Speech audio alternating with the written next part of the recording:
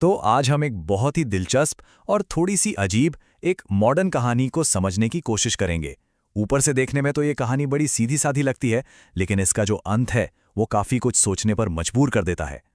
और ये है कहानी की बिल्कुल आखिरी लाइन। बस यही एक लाइन है जो एक सिंपल सी कहानी को एक मुश्किल पहेली बना देती है और हमारे सामने एक बड़ा सवाल खड़ा कर देती है, जिसे आज हम मिलकर सुलझाने की कोशिश करेंगे।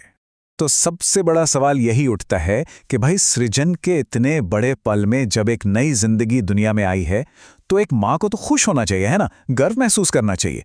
पर वो आंसू क्यों बहाएगी? इस अजीब सी बात को समझने के लिए हमें कहानी को बिल्कुल शुरू से देखना होगा।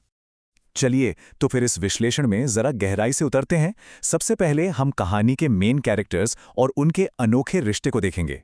पहला भाग, एक मानव पशु सहजीवन। देखिए, कहानी की शुरुआत ही काफी हटके है।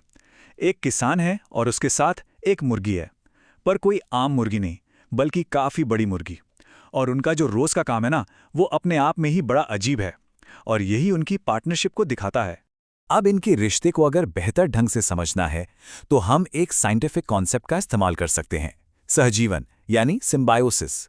इसका सीधा सा मतलब है कि जब दो अलग अलग तरह के जीव एक दूसरे के फायदे के लिए साथ मिलकर काम करते हैं, तो यहां ये पार्टनरशिप और भी दिलचस्प हो जाती है। देखिए, मुर्गी किसान को अपनी पीठ पर बिठाकर ट्रांसपोर्ट का काम कर रही है और बदले में उसे खेत तक जाने का रास्ता मिल रहा है। और किसान क्या कर रहा है? वो मुर्गी को दिशा दिखा रहा है, उसे एक मकसद दे रहा है। मतलब दोनों का फायदा। एकदम परफेक्ट अरेंजमेंट लगता है ना? चलिए अब कहानी के अगले हिस्से पर चलते हैं, जो कि इस कहानी का सबसे जरूरी मोड़ है। भाग 2, सृजन का चमत्कार। तो ये जो चमत्कार होता है वो 3 बहुत ही सिंपल लेकिन जरूरी स्टेप्स में होता है। पहला, आगमन, यानी उनके पार्टनरशिप उन्हें सही जगह पर ले आती है। दूसरा, अंडोत्सर्ग, मतलब एक बहुत बड़ा अंडा दिया जाता है जो खुद में एक कमाल है। और फिर तीसरा और आखिरी स्टेप, उद्भव, जब उस अंडे से एक नया जीवन, एक छोटा सा चूजा बाहर निकलता है।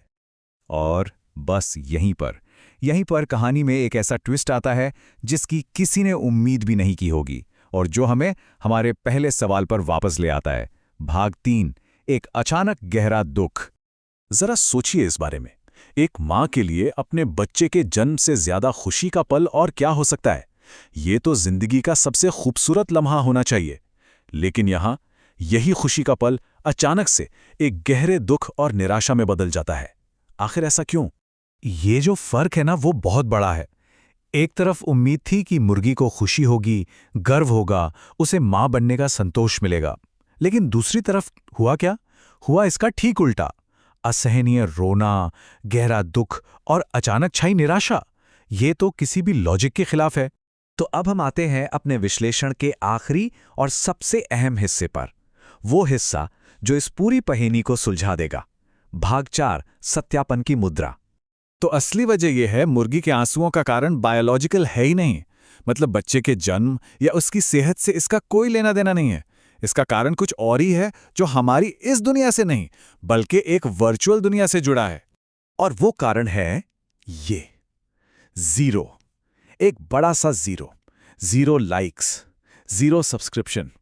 उसका क्रिएशन, उसका वो चमत्कार, उसका बच्चा, इस पूरे प्रोसेस को डिजिटल दुनिया में किसी ने देखा तक नहीं, किसी ने उसे सराहा नहीं। और यहीं पर हमारे सामने आज के दौर की एक बहुत बड़ी सच्चाई आती है, डिजिटल वैलिडेशन।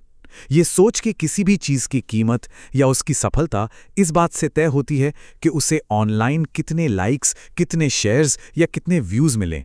इस कहानी में मुर्गी के लिए उसके बच्चे के जन्म की खुशी बाहरी तारीफ पर टिकी थी, जो उसे मिली ही नहीं।